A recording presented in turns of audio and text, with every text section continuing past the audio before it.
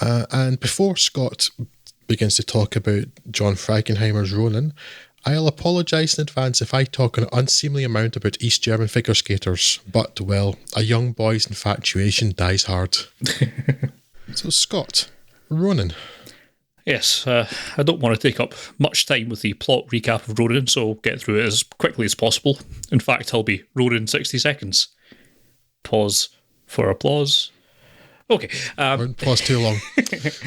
In France, a small team is being assembled by Natasha McElhone's Deirdre to mount a raid and retrieve a case that's stuffed to the brim with McGuffinium, which is currently on its way into the country under heavy guard. Said team... Is that another crypto coin? I think it is, yes.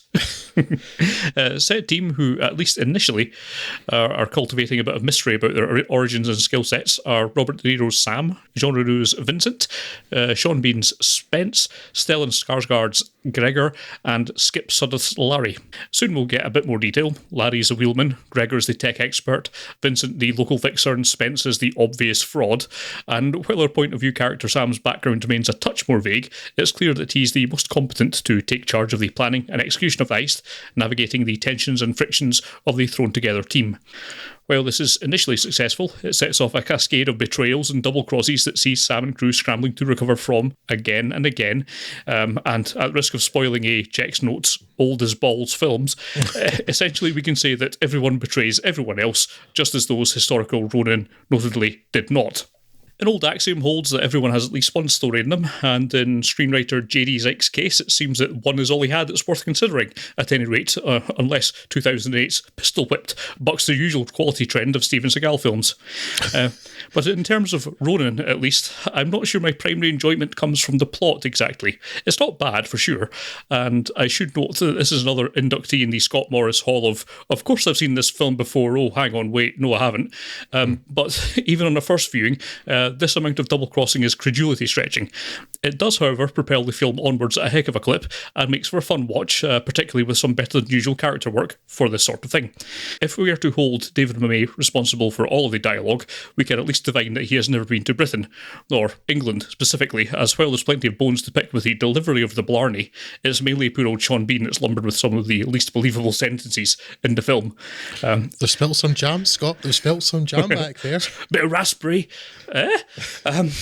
Yes, that's tempered a little by his character being supposed to be a bit of a fraud, but in any sense this is laying it on a bit thick, and the overall quality of this film increases immensely when he stops being in it. Just for once, it's not primarily his fault. The rest of the cast fare better. The interplay between De Niro and Renault show being a particular highlight, although it could perhaps have shown a touch more restraint in painting De Niro with as much of the badass brush as was available at the time. Still, it's an effective palette with some pleasing gunplay and some incredible chase scenes. I mean, it's no Fast and Furious 8, but, you know, for the time, it's good. It could really use someone driving a submarine into a skyscraper, though. Adding to the atmosphere, alongside the punchy pacing and editing, is director John Frankenheimer and cinematographer Robert Fryce's efforts to make a film shot in 97 look like it was shot in 79, with a muted palette and shots that show off the beauty of Paris, mostly without the obvious tourist shots that might be easier to go for. It's a much appreciated bit of visual flair, or, well, perhaps the exact opposite of flair, which gives it a bit of differentiation from contemporary action films, albeit one that audiences did not seem to appreciate, going by the lacklustre box office returns. I recommend that you do not make the same mistakes as those late 90s dummies like me, and catch up with this if you have not. It's not going to radically change the world, but it will prove an enjoyable way to spend a couple of hours, and isn't that enough? I knew that I hadn't seen Ronin. I had no doubt about that, Scott. I did obviously own it for more than 2 decades. There's probably a good reason for that. But I'm kind of cursing myself now, because if I had watched it before, then this would be me watching it again and be able to enjoy it again, as opposed to having only been able to enjoy it once, because I really enjoyed it. Really thoroughly enjoyed it. Yes, the plot is not the strongest. The double crosses are, well, silly. Yes. A touch too frequent. It's like, oh, I'll bet you'll guess this double cross, but you won't guess the next 8. Okay, yes, cool. Now, if I was being unkind, I could say that possibly I could detect David Mamet's hand in there, because, well, as previously discussed, I think the man cannot write twists for toffee despite loving them so. But no, I think this is a case of, and it's, again, in our David Mamet episode, it turned out to be the case for me, is that I really enjoy David Mamet's dialogue for the most part. I do not care for David Mamet's direction. Yeah. In this case, he's not directing, so that's great. And I think his dialogue is actually quite clear in quite a few scenes, particularly some of the early establishing scenes between the crew. When it's like the really snappy back and forth, and Robert De Niro's just kind of got some clever wee lines in there, and quite quickly scoping out the rest of the team as what they are. Yeah, and I have some issues with the dialogue. They're kind of more, I guess, kind of mechanical. It's something like the ones you have to. Some of the stuff that some of the characters are saying, that doesn't make a lot of sense. And then there's a line where Natasha McElhone says that, after we do this thing, the ambush or whatever it turns out to be, we'll meet back at the RV point. And then Jean Renault, or Van Son, doesn't understand what it means. And Rob De Niro turns around and says something that's about the place where we're going to meet. It's like, it's a military term. It's like, yeah, but it's also short French. For rendezvous, the French word. You're saying to the Frenchman in Frenchland. That's kind of stupid, quite frankly. Yes. But yeah, it's very entertaining. I was quite worried when I saw the first English person turn up to speaking in an Irish accent, and then Sean Bean, Sean Bean. I can't quite decide what should be the correct one. I'm going for Sean Bean. I prefer that. Is in this film just, oh no, please don't be Patriot Games. Please don't be Patriot Games. Please don't be Patriot Games. It's like, no, it's his actual accent. That's nice. But yeah, that's my problem with Sean Bean in this film. I generally find quite likeable. I just don't think he's all that great. Sometimes that's the problem. But yeah, the dialogue he's given is terrible. It sticks out like a sore thumb because it's so much worse than everyone else's. I don't quite understand how he got the wrong end of that stick. I do wonder if that's not Mamet, because it feels so different from the rest. And it's like when they go to that meet down by the Seine that goes, in the parlance of our times, tits up, and he's all excited and stuff like. This is the most ridiculously annoying character. Yeah, I don't think I can stand him. It's like, he's gone soon. Phew. And I kind of half expected him to come back at some point later in the film, and I'm glad he didn't, because it would have been stupid. But I was expecting that for quite a long time. But yeah, so the plot itself is nonsense. However, there was a lot above this that I really enjoyed. The performances are great. Jean Reno and Robert De Niro in particular. Yeah. This was back, like Robert De Niro tried. Yeah. But this is when Robert De Niro tried to the point where it's like, it never felt like he needed to try. He was always just really good. Yes. I don't know what happened to him after that, up until Stardust, where he's having a bit of fun. But he got to the end of the 90s, thought, nope, that's me done. It was only when Scorsese came calling again for The Irishman that he decided to, I used to be good at this, I'll give that a go. And the other two things are the settings. I mean, I love Paris and I love the south of France, and there's huge parts of this set in the south of France, like, this is fantastic. Yeah. And you add to that some really good car chases. It's well lauded for, and I like that too.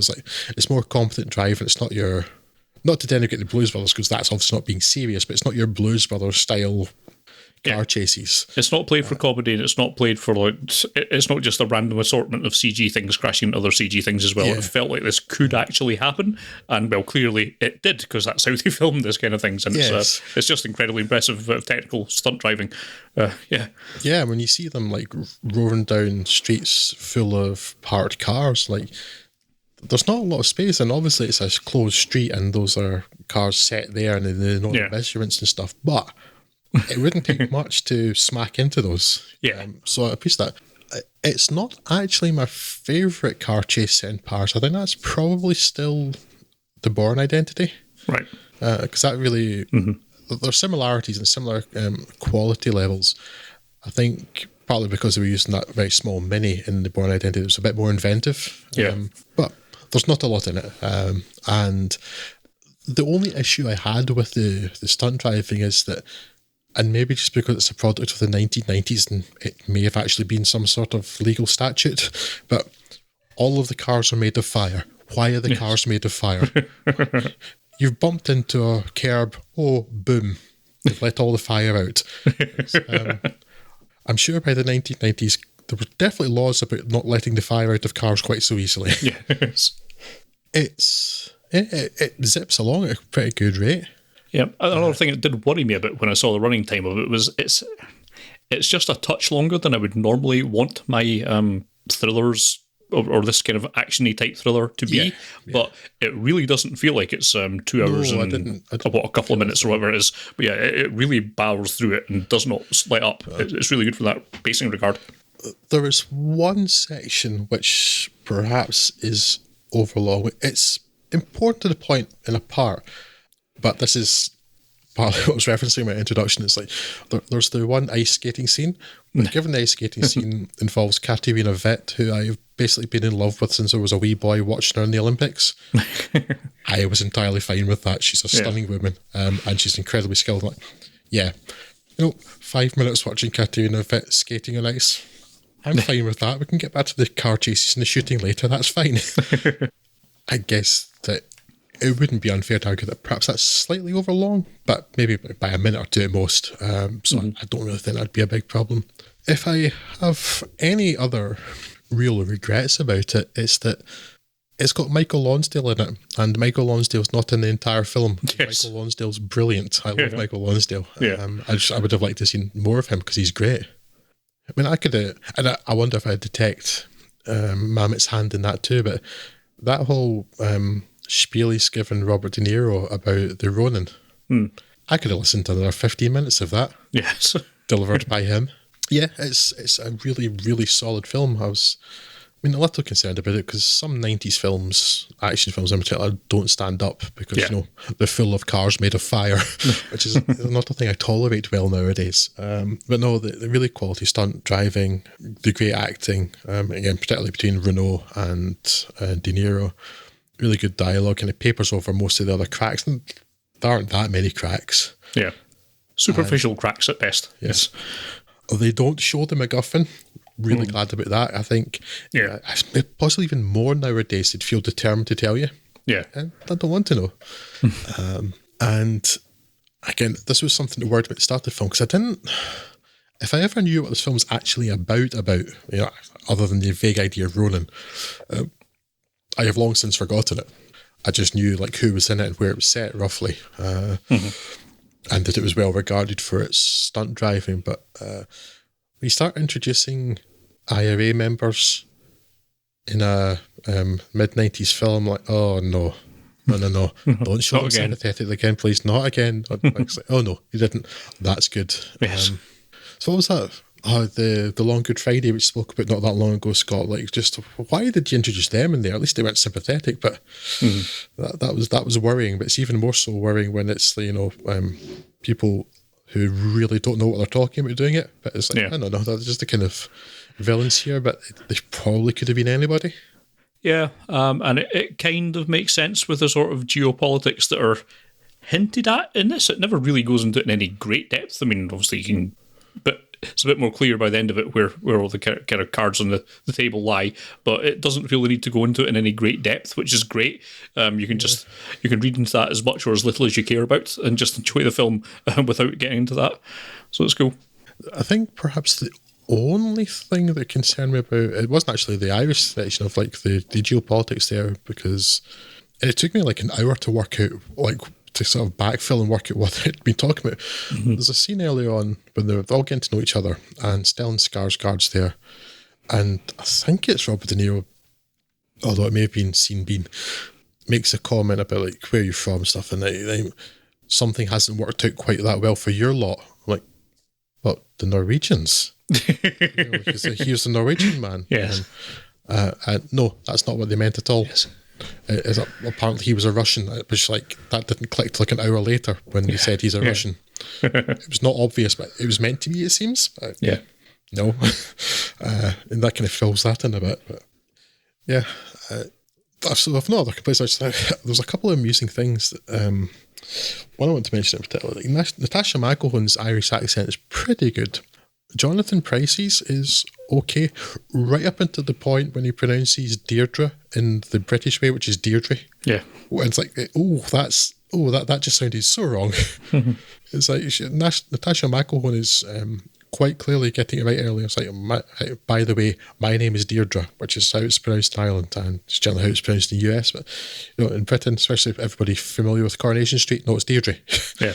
It was this horrible bum note because he'd pronounced the name wrong. Like, how did somebody miss that? Yeah, odd given that there's apparently was a dialogue coach on set. I guess maybe just not on that day. And it got through. I guess so, yeah, because it's really stood out. Mm-hmm. Presumably it's the same dialogue coach that missed Robert De Niro pronouncing Hereford as Hereford. Yeah. Which is fine for Robert De Niro if he doesn't know it, but given the whole point of that character is he's meant to know where Hereford is, it sticks out. And that's not a particular issue with this film. It's just that kind of thing always interests me in films. When a character who should know how something is pronounced doesn't pronounce it because the actor doesn't like.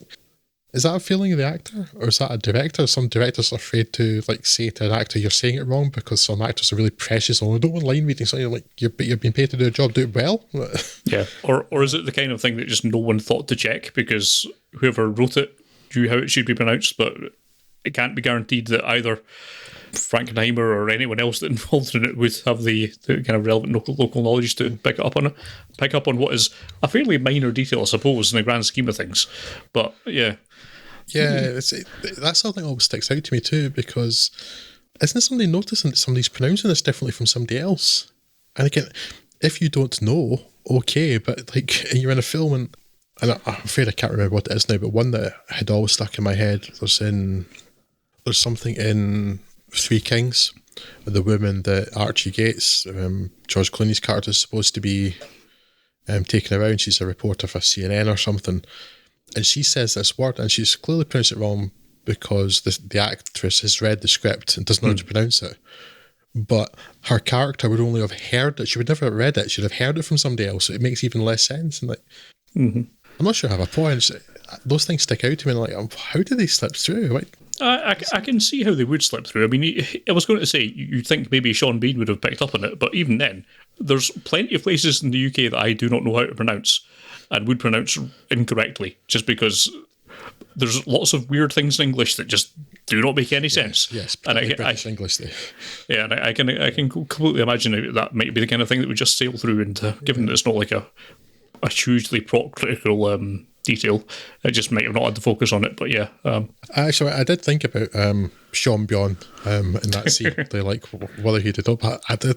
My explanation for it actually at the time of watching it was that perhaps he was just kind of too starstruck by something like Robert De Niro, didn't want to correct him or something. Yeah, take a set of stones to try and correct De Niro on acting performances, I suppose. Yeah, particularly in that time frame. Because I assume it's not going to be filmed exactly at the same time, but as that scene continues, Jean Reno says to Robert De Niro, "What colour is the boathouse in Hereford?" So he pronounced it right, he's French.